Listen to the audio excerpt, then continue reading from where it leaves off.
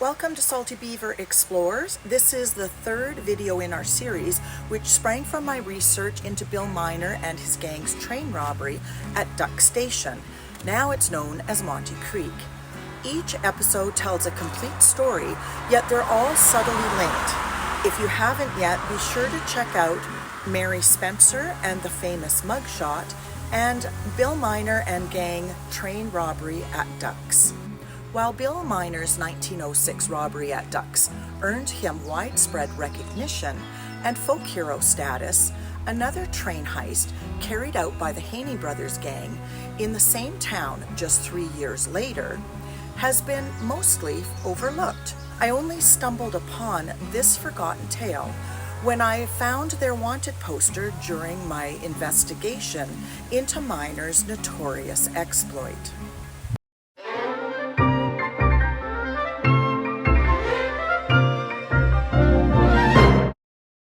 Before we jump in, don't forget to hit the subscribe button and the notification bell so you'll never miss out on our captivating Canadian content.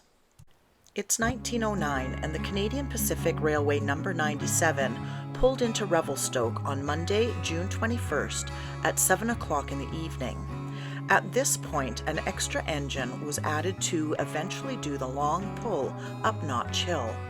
The train traveled westward past Sycamoose, Salmon Arm, and on to Notch Hill.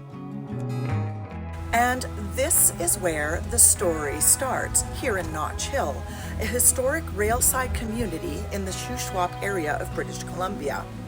In 1909, Notch Hill was well known as a railway town, and with no highways going through the area, as it does now, everyone relied on the trains. It was a summer solstice evening when two suspicious-looking strangers bought tickets at Notch Hill and boarded the first section of the train. Shortly after the train left the station, the two men crawled over the coal in the tender and pointed a revolver at engineer Matthew Crawford's head. Crawford was ordered to keep quiet and keep going till you come to a fire, and then stop her. Close to midnight, the engineer slowed the train and came to a halt at a bonfire burning at the side of the track. This was almost the same spot near Duck Station that Bill Miner stopped the train 3 years before. Around the fire were 4 men armed with rifles. One jumped up on the engine with a revolver in his hand, and the others stationed themselves on either side of the train. 2 rifle shots rang out in an effort to intimidate the passengers and other members of the crew. Most of the sleeping passengers were jolted from their slumbers, but were not inclined to investigate the source of the shots. The leader of the gang forced the firemen to take up an axe and chop a hole through the panels of 3 express cars so that the cars could be inspected by the robber by sticking his head through the hole. Nothing of value was seen. 2 of the men entered the mail car where mail clerk J. McCrae had already hidden the registered mail, anticipating the robbery. A few minutes later, the leader said, "There's nothing here, let's beat it," and the gang left, disappearing into the night. It was well known that a car containing 90 bricks of silver bullion was headed from Revelstoke on the St. Paul-Seattle Express. It was suspected that the robbers were most likely after the silver, but had held up the wrong train. The silver bars had actually been sent ahead on the number 5 train, and not the number 97. The area around Ducks, later called Monte Creek, and Kamloops consists of open areas with rolling hills, and it was thought that the outlaws would be quickly captured by the posse, which left Kamloops immediately after the alarm was raised. At this point, there was no clue as to the identity of the robbers. It was later discovered that the robbers had a boat waiting on the South Thompson River. The South Thompson River originates in Chase, BC at Little Shuswap Lake. It flows west for 58 kilometers to Kamloops, where it combines with the North Thompson and forms the Thompson River. From here, the water continues to move westward through Kamloops Lake and on to Ashcroft, then southward until it joins with the Fraser River. On June 24th, the provincial government offered a $2,500 reward for the arrest and conviction of the men who held up the train. With no clue as to the perpetrators, the description read, "The leader is a man about 5'7" or 8 inches, weighing 140 to 145 pounds, black cutaway coat and brown overalls, has small feet and hands. The others are larger men wearing heavy boots." The Canadian Pacific Railroad offered a $5,000 reward, bringing the total on the heads of the fugitives to $7,500. That would be over $200,000 in 2025. By the next day, 2 armed posses, composed largely of First Nation trackers, were searching for the outlaws in the vicinity of the holdup. 4 men fitting the description were seen near Cherry Creek on Kamloops Lake, where they attempted to sell a boat to a railroad section man. The man contacted the police and a posse was sent to the location. Isaac Decker was a provincial police constable that had retired to live a quiet life ranching at Spence's Bridge with his wife and young son. Decker's former superior officer, Joe Burr, recruited him as a special constable to search for the robbers, suspecting that they were headed towards the area by boat. Decker was quickly sworn in and posted along the Thompson River near Ashcroft. On the evening of June 28th, Constable Decker spotted 2 men in a skiff about a mile outside of Ashcroft. He ordered them to come ashore. As they did so, Decker approached with his rifle in hand. The man at the oars stood up and stepped on land, but the second man stood up with a coat draped over his arm. Decker thought that something appeared strange with the coat. He then saw the reason. A revolver muzzle was peeking out from the folds of the coat. Decker and the armed man fired at the same time. Decker was shot in the leg, and the robber fell dead. The first man drew his weapon and fired upon Decker, catching him in the head and killing him. The man removed the revolver from his deceased partner, then fled into the bush. The provincial government offered $2,500 for the capture and conviction of the man who killed Constable Isaac Decker. They still had no idea of the identity of the gunman or his accomplice, but the murderer was described as tall and stout, red complexion, clean-shaven, wore dirty white shirt, black pants, and old light-colored Stetson hat. Posses of mounted police, Indigenous scouts, and bloodhounds searched the area. The hounds followed the trail for 6 miles before losing it.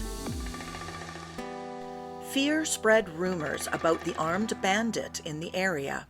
Numerous men were reported as being the suspect, but all had alibis. The unknown man was not found, nor were any of the other men involved in the train holdup. With one of the bandits dead, the police began the process of determining who this man was. The bandit's boat was about 12 feet long and had numerous patched repairs. It contained some shotgun shells, a frying pan, a suitcase, and several sticks of dynamite. At the morgue, it was noted that the deceased man was approximately 35 years old with auburn hair tinged with gray. His Stetson hat was made in Spokane. He wore a dark shirt and black overalls tucked into cowhide riding boots. Around his waist, he had a belt filled with .45 caliber ammunition and a well-worn right-handed holster. This was the first clue. No Canadian outlaw ever carried a gun openly, so this meant the man must be American. In the suitcase, another clue linking the man to the United States surfaced, a clothing brush bearing the name Long Beach Mercantile Company, Long Beach, California. A photograph of a young girl and one of an old man driving a team of horses were found among clothing in the suitcase. Detectives were immediately sent to Long Beach, and they took the photographs with them. The clerks at the Long Beach store were unable to recall anything regarding the sale of the brush, nor the subjects in the photographs. From here, the detectives contacted the Long Beach Police Department and spoke with Sergeant Fred Phillips. Phillips was shown the photographs, and after studying the picture of the girl for a few minutes, walked over to his filing cabinet, looked through some files, and came back with a snapshot. The photo was the same image of the girl. Phillips didn't remember who the girl was, but she had been reported missing 2 years prior, and the snapshot was given to him to aid in the recovery of the runaway girl. Phillips found the girl in Los Angeles. She claimed that she didn't know where she lived, but she had been taken by a woman to be photographed, and she remembered where the studio was located. Sergeant Phillips and the detectives contacted the photographer, who was able to lead them to the woman. The woman was forthcoming and told Phillips that she gave the photograph of the girl to a man named Haney, who lived in Florence, California. This was the break they needed. Armed with a street address for a Haney residence in Florence, detectives knocked on the door of a neatly kept bungalow. The door was opened by an elderly man who invited them in. The first thing the detectives noticed was a framed portrait on the mantel of the deceased robber. Finally, almost 2 months after the train holdup, they found the identity of one of the men. His name was David Jackson Haney, and this was the home of his parents. The elderly Haneys were shocked to hear of the death of their son in British Columbia. They were also able to put a name to the second robber and now murderer, their oldest son, William Brodus Haney III. Finally named, a further reward was posted on August 3, 1909 of $4,000. That's approximately $110,000 today, for the arrest and conviction of William Haney. The manhunt continued. The Canadian Pacific Railway placed $2,500 in trust for the education of Constable Isaac Decker's young son, Archie. It was reported that the provincial government was making arrangements to care for Constable Decker's family. This brings us to a big question. Who were the Haney brothers? Sadly, after 116 years, there's little information available to find. The Haney brothers' arrival in Canada remains uncertain, but it's most likely around 1907. In contrast to the numerous newspaper accounts and historical documentation of Bill Miner, Shorty Dunn, and Lewis Calhoun, there is virtually no paper trail for the Haney brothers and their unknown accomplices. Bill and Dave Haney were the sons of William Brodus Haney II and his second wife, Sarah Ann Harris. Dave was born around 1873 in Kansas. He was a notorious horse thief and spent jail time for it. He was 26 when convicted of grand larceny in Los Angeles and sentenced to 5 years in Folsom State Prison from the 29th of April, 1899 until the 17th of November, 1902. On the prison record, he claimed his occupation as a butcher, and his prison number was 4585. Bill Haney, the older brother, was born around 1871 in Missouri. Other than the holdup at Duck Station and the murder of Constable Isaac Decker, I have been unable to find any information of his early life. The manhunt for Bill Haney continued for years, and he was never found by authorities, nor have there been any accounts of what happened to Bill after he fled the murder scene. I found an article from November 1909 in the Plymouth Tribune, a newspaper based in Indiana, reporting that 2 masked men held up the Caribou stagecoach at 150 Mile House in British Columbia, and it was suspected that one of the robbers was Haney. There were numerous sightings of men fitting Bill's description, but when investigated, amounted to nothing. A year after the murder, in August of 1910, a man arrested in Dillon, Montana, was suspected to be Bill Haney. The man was transferred to Canada for identification, but by the next month it was determined he was not the man the authorities were after. It is unlikely that we will ever know the fate of Bill Haney, with the exception that for the rest of his life he was a wanted man with police hunting for him in Canada and the United States. While William and David Haney are among many forgotten outlaws, they are part of the complex tapestry of crime and justice that characterized the Canadian frontier.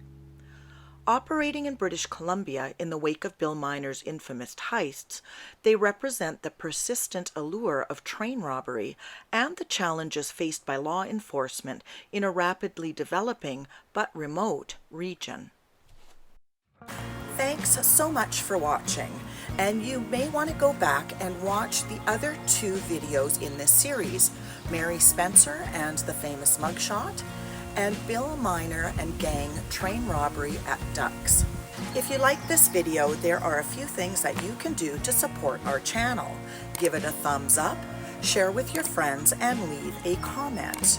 Please consider giving us a super thanks on YouTube or buying us a coffee so we can continue bringing you interesting Canadian content.